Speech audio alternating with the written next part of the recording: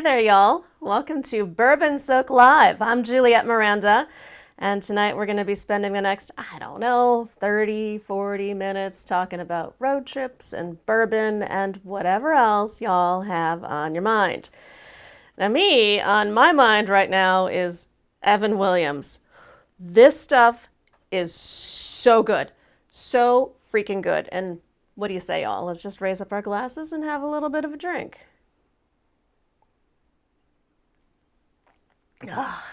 Cheers, y'all. Let's see who we got hanging out in the chat. Why did you not pour me some? Speaking of handsome producer behind the camera over there, that would be David, the producer. He's going to be manhandling the chat for us. Manhandling? That's right, manhandling. And I was just saying hello to Container Man and Melissa. Thanks so much for stopping by, y'all. I'm talking about this Evan Williams bourbon right now that I'm drinking. So we went to Louisville this weekend as part of a Nashville road trip, and I spent a couple of hours at the Evan Williams distillery with the master distiller there and with a couple of people from the team. It was their experience center. It was their experience center. Hey, Jefferson, how's it going? Talking about Evan Williams here for a second. I'm telling you about this bourbon because it's pretty freaking spectacular. And I got to read off the bottle for a moment here because I can't quite remember everything that's in it. But this is a blended bourbon and it's only available at the distillery. It's a blend of a 23-year-old single barrel. They're bottled in Bond Signature Black and then a couple of other things. Y'all, it's got a little bit of a kick to it. And I want to hand this over to my producer so he can taste it, because he hasn't had a chance to. So here, take a sip. Yeah, definitely. Sippy sip, handsome. All right, let's see. I like the glass, by the way, that you got over there. Yeah, they were super nice about hooking us up with all sorts of goodies. I have to give huge props out to the Heaven Hill folks. Oh, yeah. Heaven Hill, who owns Evan Williams and Larceny and all of my other favorites, they were there, and wow, are they cool people. Now, what do you think? My guy back here just took a big swig. It wasn't a swig. I'm not not a Neanderthal. He just chugged half my glass down. It's really good. And you're not getting this back. Give it. I will get off camera and beat you. I know. Yeah, it's that 23 year that you can really pull out in here. It's got a lot of oakiness and it's really delicious. But I want to tell you about something weird that happened when I was at the distillery. They'd set up this big sort of tasting for me. And it's got all these glasses lined out. It's all their different lines and some special treats that they'd pulled out for me. You want to back up first and tell the story about them reaching out to you and then giving you wanting to do it as a private event. I thought that was kind of cool. It was it was very cool because I was so thrilled that they'd actually even known who I was. So when they asked if I wanted to come down, I was blown away. But here's where things get a little wonky. So we're doing this tasting and I'm talking to the distiller who is just this expert in bourbon. He's been doing this pretty much all of his life and he's got this great backstory, which we're going to share in a video about the whole thing. But I'm sitting there and in our conversation, it requires me to continually be drinking and not just like, a little sippy sip, but they have all these glasses lined out for me. And I constantly have to take these tastes and then talk about the bourbon intelligently with this man who is so smart and knows so much more about bourbon than I do. And I kind of found myself getting a little hammered in the middle of it. Well, they started you off with 126 proof drink, yeah, right out of the barrel, right, which it wasn't even cut or anything. Nope. And I thought, as I'm filming this, I'm thinking, oh, you're doomed. I mean, I pride myself on being a good drinker, right? I mean, I can handle my booze and I can hang out and I can drink and talk for the most part. But we'd been in the car for about 3 hours prior to this, coming in from Nashville. I hadn't had a whole lot to eat. I was all jacked up on excitement and nerves and just sitting there talking to this brilliant guy and I'm swilling bourbon and I'm going, oh my God, I don't know if I can form a coherent question to ask this guy. It was a little uncomfortable. He was awesome though. Jody was amazing. It was amazing. Everybody there was just super cool. I was thrilled to be there. But I think the real highlight of this trip to Nashville, Yes. axe throwing. Oh, Lord. What a problem you are. I don't know if y'all have ever thrown an axe before. It is the greatest feeling in the world. Wow. So it's this place called the Downtown Sporting Club. It's right off Broadway in Nashville.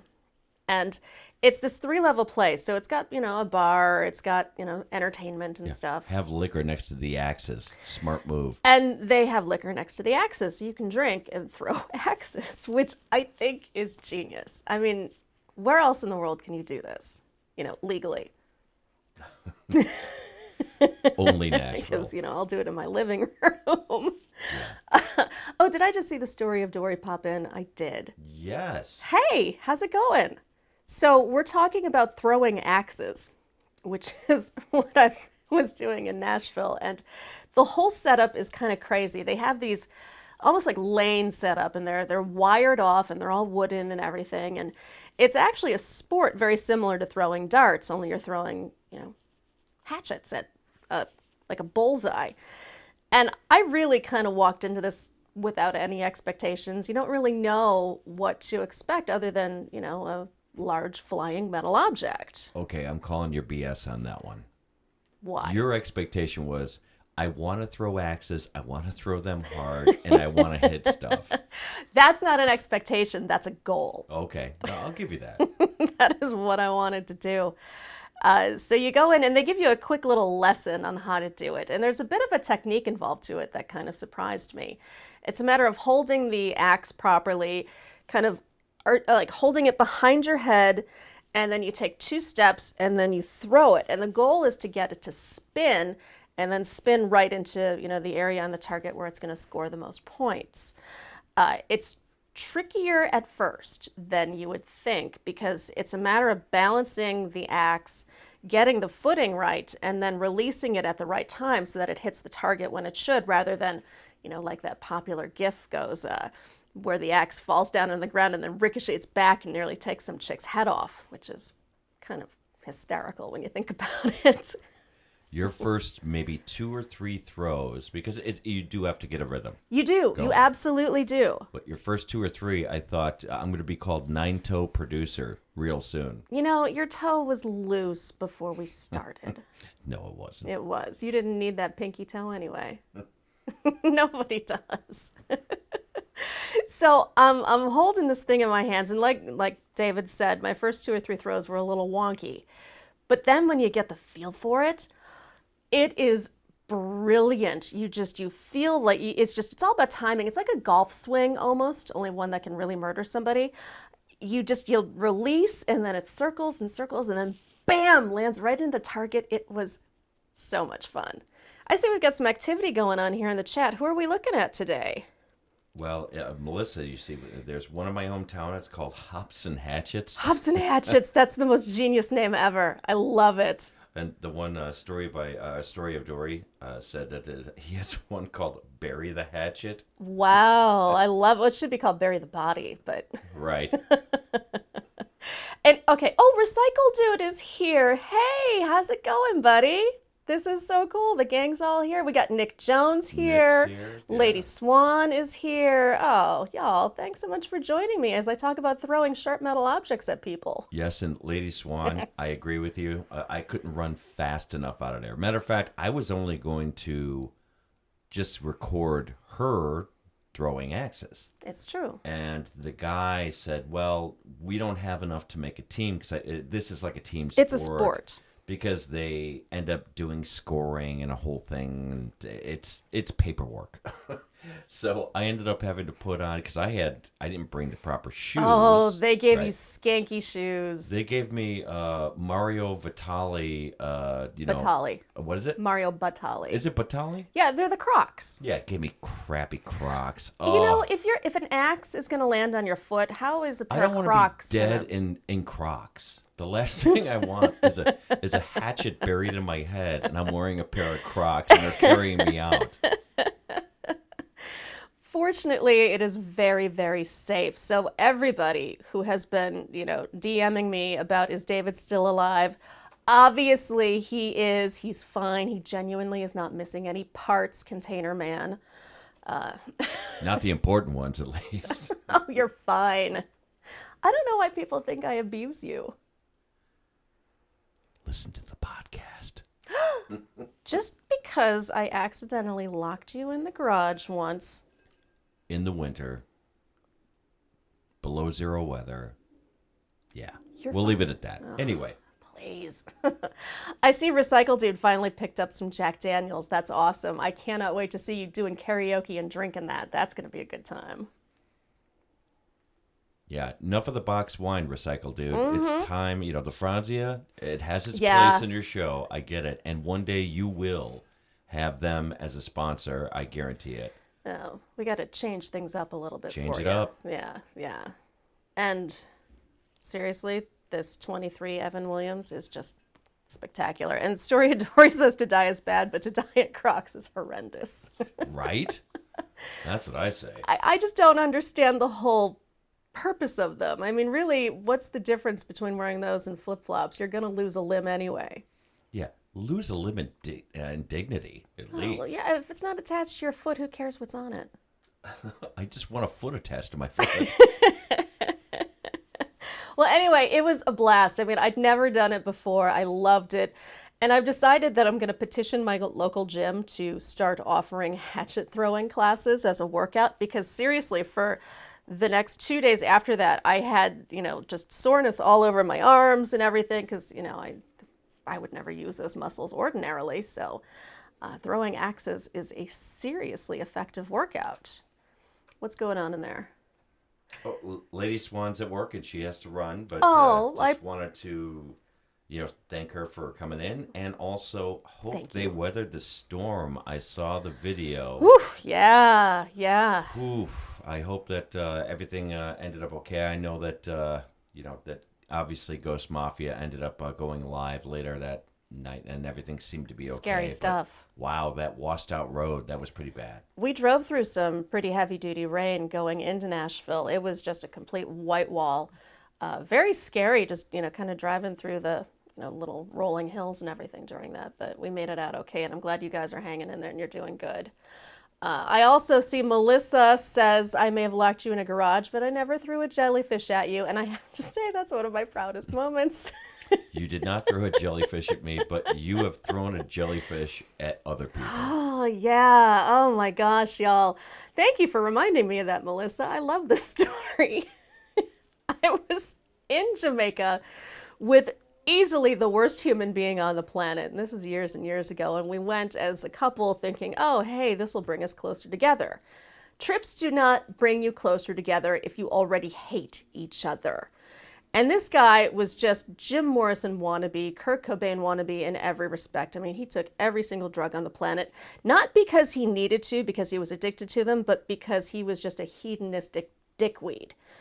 Ugh. So. Wait, I'm pulling up Webster's to see if dickweed's a real word. Hold on. According to Bill and Ted, it is.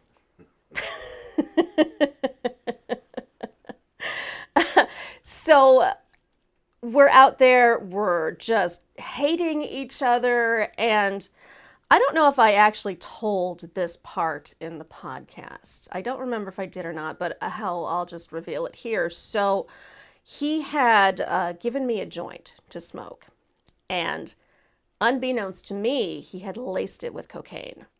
So I was just ripped. And on top of that, I had taken mushrooms. Now that I took intentionally. And again, this is years and years and years ago. So I'm out of my gourd on mushrooms, on pot, on something I didn't even know I'd smoked. And we're out walking along the beach, and a jellyfish had washed up onto the shore. And I am just personally terrified of jellyfish. I think they're disgusting and creepy. They freak me the hell out. And he sees it and he starts kind of taunting me. He's like, oh, hey, watch out for the jellyfish. It's going to get you. The jellyfish is going to get you. And when you are gorkled out of your mind on mushrooms, the last thing in the world you want to hear is, the jellyfish is going to get you. So I don't know where in my reserves I came up with this, but I just got pissed. And I reached down and I grabbed the jellyfish by the top bubble. I pick it up and I hurl the thing right at the guy. Just flung that thing right at his head. Yeah, you faced him with it. I did. I did. Well, nah, not quite. It kind of slapped down. But Slapped down a little. it was a slap down. No, I thought it was a complete face hit. That would have been great. It would have been beautiful if it actually like connected with the jerk's face, but it did not. But seriously, y'all, if you've never thrown a jellyfish or an axe, I highly recommend both. You're into throwing things, I can see. Am. I mean, I used to like, because I love to cook, so I like to chop and, slice and dice and everything, but there's something far more satisfying about hurling. So you want to talk a little bit about Nashville? I'm just saying. Well, Nashville is always a good time, but I find something fascinating about it right now. It's how divided it is. You have these two very distinct kinds of bars for two very different groups of people. There are the more old school bars like, Tootsie's and Layla's and Robert's Western World. Legends Corner. And Legends Corner. And then you've got these new school bars, Jason Aldean's place and Dierks Bentley place and Kid Rock's place. And they cater to, classic country fans and bachelorette parties. If you haven't gone to Nashville in the last, I don't know, let's say 10 years, it is taken over as bachelor party central. It really is. I mean, and I don't understand who came up with the idea of a pedal tavern, but I would like to hurl a jellyfish at them because a pedal tavern is the dumbest thing ever. It's this like cart type thing, and you get 12 chicks on it all peddling and drinking, and they just block traffic. And why get exhausted while you drink? That makes no sense. I don't get it. So you see a lot of them, and they squeal, and they do their whole bachelorette thing, which is fine. But my guy and I like to hang out in the more classic bars where we can go and see cool country, the good stuff. I call them country seedy. Recycle Dude has never been to Nashville, and I got to tell you, it's a great time. It really is, because you get to see so many different bands. You can just wander in and out of bars because the main drag of Nashville, Lower Broadway, is just an entire stretch of bars upon bars. It's both sides of the street, walk in one, walk in another, no cover charge. The only thing you have to make sure you do is occasionally tip your bands. And what a good time that was. Great bands down there. Such a good time. And Melissa says, oh my God, please come throw a jellyfish at pedal taverns. If you provide me the jellyfish, I will be happy to fling it. Yeah, it might be a little hard to get a jellyfish in Nashville. But I mean, we can find squids, but that probably wouldn't be as satisfying. So this was a great trip, but my guy and I have taken a bunch of road trips to Nashville, and on an earlier one, on our way home, I actually had this ridiculous incident, if you'll recall, my love, involving file cabinets. File cabinets. I know the story you're talking about. Yeah. I can't stop drinking this bourbon. It's so good. It's one of my favorite moments. Sometimes I'm not smart. I like to think of myself as being a reasonably, adept chick, but every so often my senses just take complete leave of me, and this is when I'm completely sober, y'all. I wanted to burn your college degree when this happened. I know. It was the dumbest thing I've ever done. So we're searching down the Maker's Mark distillery, and I just got a tangent here for a moment because they call it the Kentucky Bourbon Trail, and that is a gigantic lie. It is not a trail. It is not. These distilleries are buried within the depths of the Kentucky hills, and they're not on GPS. There's miles and miles and miles between them. It's not like doing a pub crawl. You can't just roll into one and then roll into another. This is an all-day commitment. So in attempting to find the Maker's Mark distillery, we are just driving through the backwoods of Kentucky. We're talking, toilets on the side of the driveway, bathtubs on the front porch, and it's hillbilly. So we decide we want to stop and get directions. And we pull into this gas station, and it's pretty much somebody's personal gas station, I'm convinced. It might have had a Shell logo on it at one point in time, but this is probably something that they made in their backyard. I think what they did was they put a siphon in another car and then hooked it into ours. Yeah, I'm pretty sure that's what happened. So, David is filling up the tank, and he's talking to the guy, trying to get accurate directions to get to the distillery. And I decide I'm going to wander off, like a toddler, because I have an attention span of a gnat. So off to the side of this gas station, I see something, and it's kind of weird. It looks like file cabinets, and I'm convinced this is file cabinets. And I'm like, who keeps file cabinets alongside of a gas station? So I want to get a closer look and maybe take a peek inside, because this has me fascinated.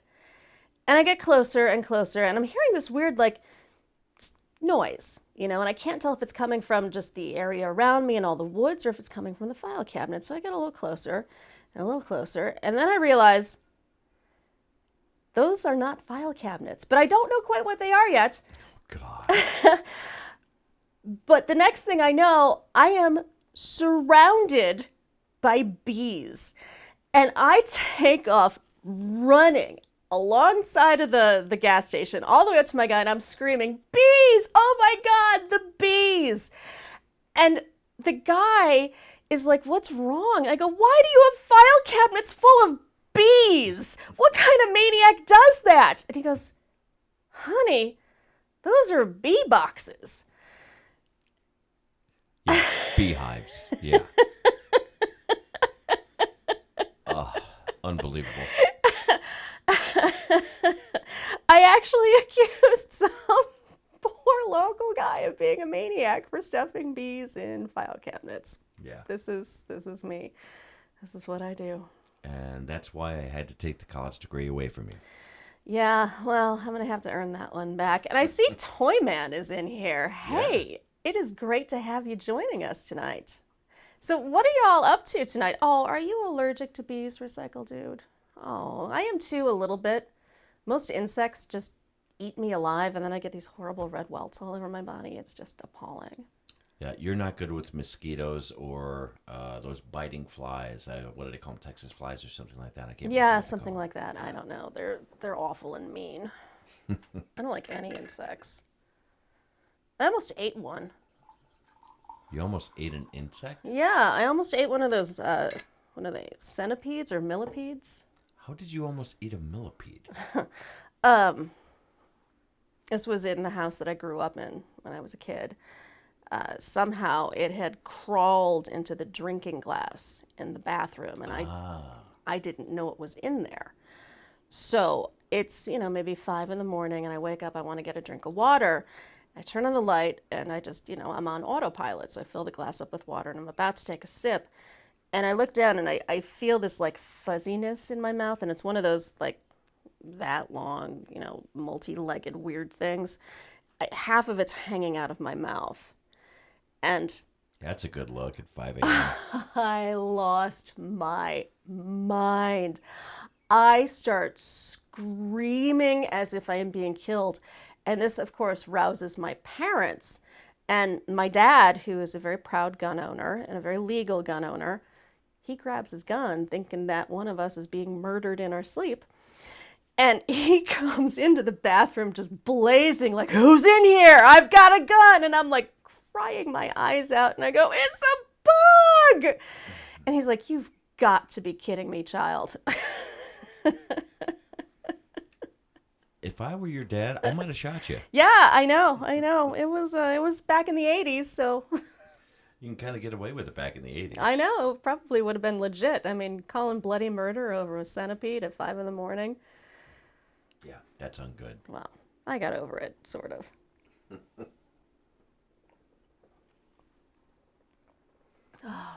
Oh, this is so You see what Container Man said? No. I love and hate driving through the beehive areas. Toy splats all at once. Oh, but all that honey all over the window, that doesn't qualify as honey. It really doesn't. Sure, it does. How do you get it off? I'm sure he has windshield wipers on those trucks. Yeah, but that stuff's all gooey and gross. And I see a reference to Deliverance. Actually, my guy almost got us killed in one of these little towns. Which one was that? Do you remember when we were tromping around that weird little small town before one of your gigs? Oh. And we decided we had maybe 5 hours to kill before his band went on stage. And this is a dry county festival. So you're not supposed, you don't bring booze, you behave yourselves. We're bored out of our mind. And we decided that we were going to take one of these historic home tours because it was literally the only thing that we could do to amuse ourselves. So it's decked out in like 1820s furniture, and the woman running the place, I think she was from the 1820s. I mean, she owned this. This was like, like The Shining. It's not like the Civil War reenactment. She genuinely believed like this was the day and age.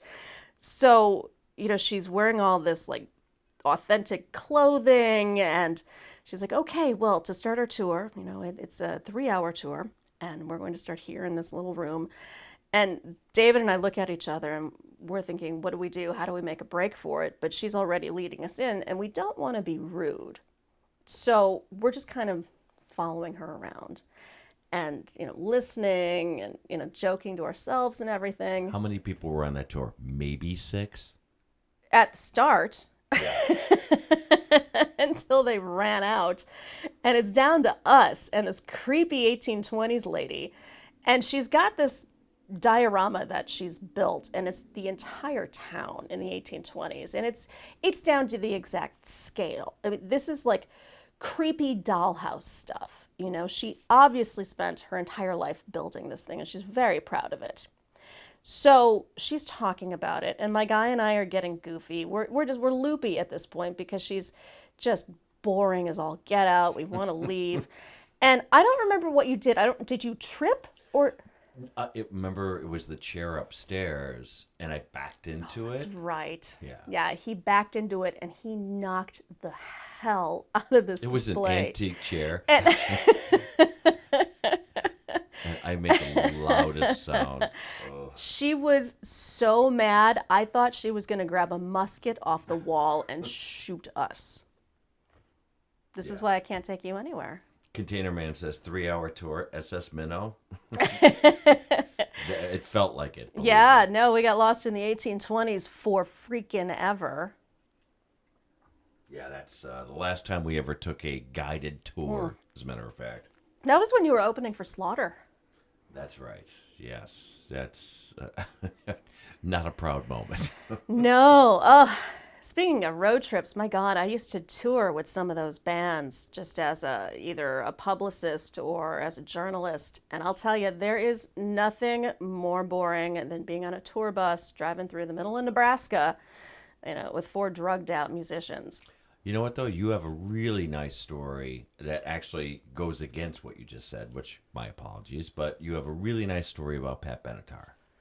Oh, Pat Benetar, I do. She's a sweetheart. She and I actually, well, I was interviewing her. I got to see her pee, which was fun. Really? Did you see her pee? Yeah. It was the weirdest. That's weird. It was crazy. We were just hanging out in her dressing room, and I don't remember the exact context of it. She pulled me in there because she was like messing with her hair, and she wanted to show me some like lipstick thing. We were talking about lipstick, and she wanted to show me something she had. And then she closes the door, and she's like, "Oh, just give me a second here." And then she like actually just started to pee. On a toilet, not. You know how many times I pulled that move? It never worked for me. But she was just as sweet as she could be, and kind of gave me a bit of a leg up as a writer because it was one of my earlier interviews, and just having her name on it, and being able to interview her and write about the experience definitely gave my career a big boost. And Didn't you have wasn't there something on the tour bus that happened with her too? No, Or I have that that was wrong? with another member of the band. Oh, that's right. Yeah, and that wasn't as good. That's right. Yeah. I knew there was a continuation. I just Yeah, don't there remember. was. And now that I've actually dropped the name of the band, I can't talk about what happened. I can't. I'm sorry. I get it. But what I can tell you about is this one incident with a very, very popular heavy metal band. We were in Utah, and it was right before I Thanksgiving. thought you said popular metal band. If they're in Utah, how popular could they be? They were passing through. We were spending the night there because it was right before Thanksgiving. So we had the option of either flying home on our own dime or staying over in the cheap, sleazy motel.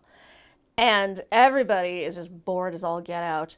And the guitar player of this band, who was, by the way, a raging coke fiend, he actually bribed a maid to let himself into my room. And when I came back from eating dinner, I found him in there waiting for me, just like shirtless and so proud of himself for having, come in and, surprised me that way.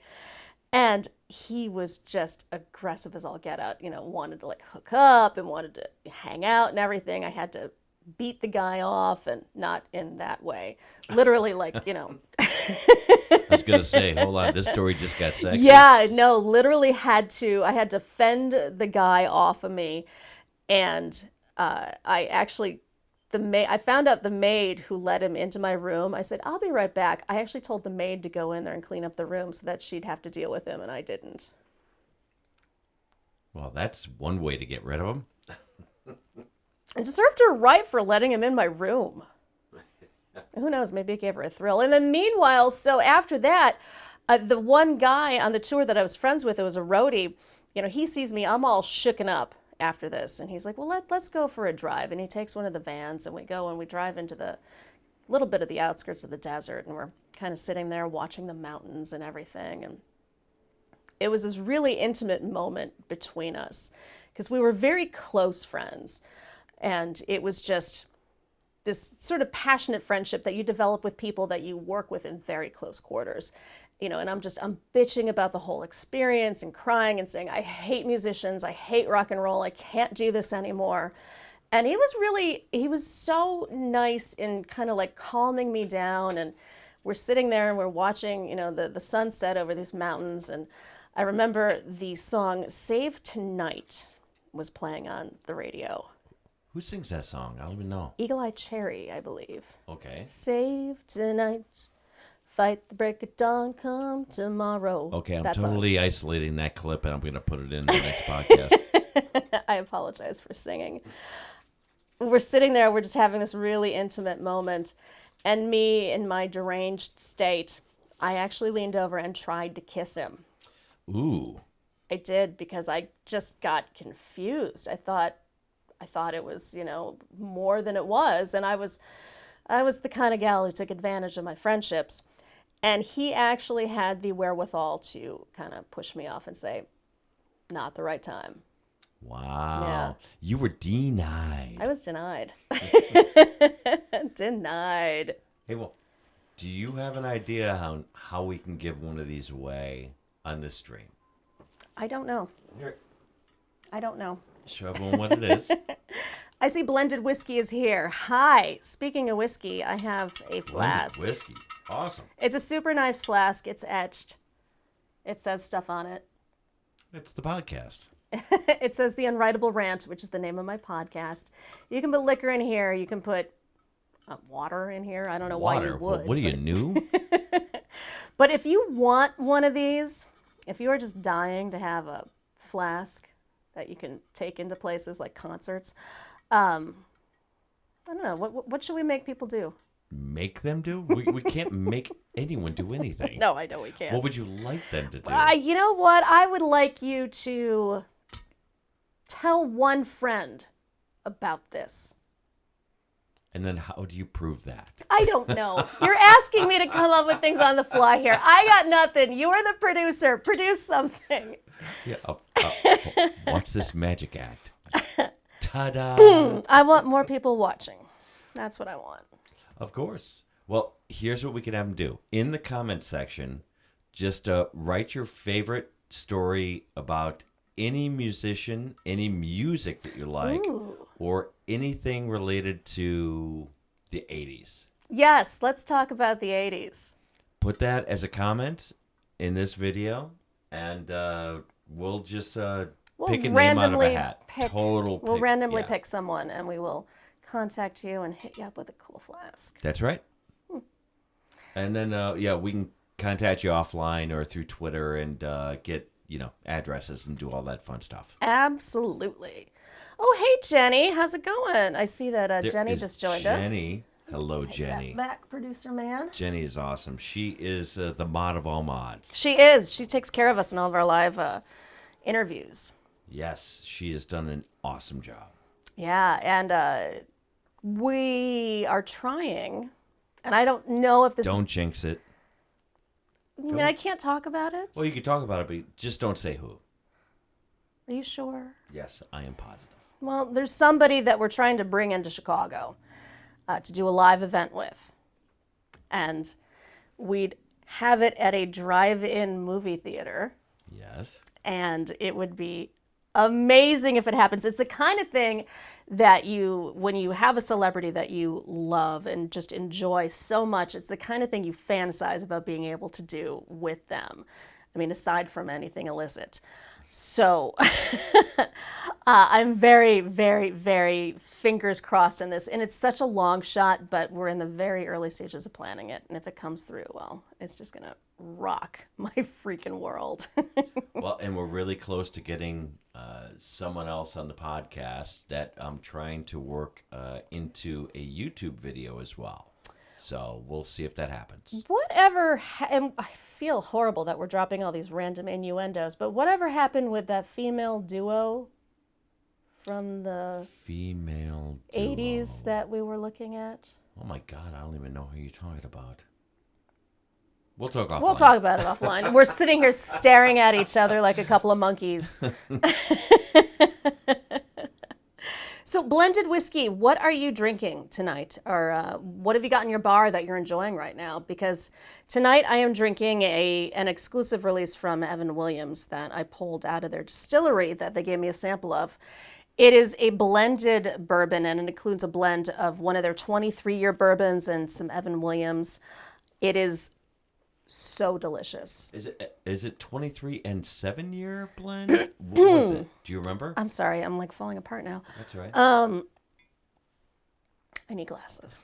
Recycle dude says salt and pepper. No, that's it's awesome. Not. It's not at all. Maybe I should have said the 70s. Oh, I know who you're talking light about. bulb. Yes, Got it. Yes. So this is a 23-year-old single barrel blended with Bottled and Bond Signature Black from Evan Williams.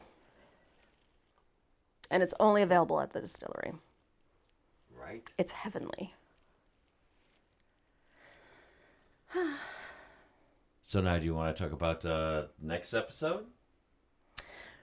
Right. Well, we're debating on doing a couple different things for it. What I would really like to know is if there's something you guys want to talk about in particular, because I have all sorts of stories. I can talk about my rock star escapades. We can talk about crazy travel misadventures that we have. It's really all what you guys want to talk about. And put suggestions in the comments. Yeah, put some suggestions down there. Howard Jones. Oh my God, video call-in show.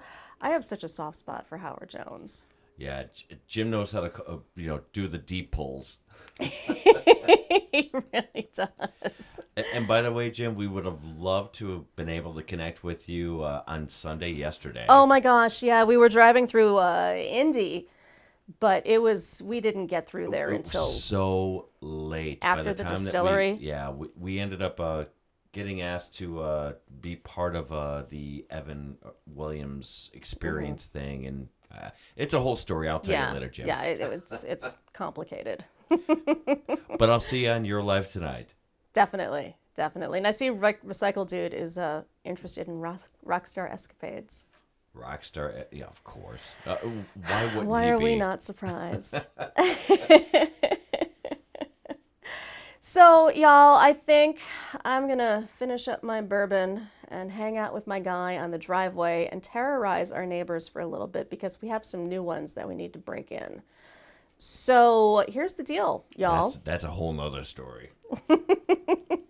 Oh, wait, hang on. Before we get to that, I see that Blended Whiskey is talking about Old Whiskey River 6-Year Bourbon by Willie Nelson.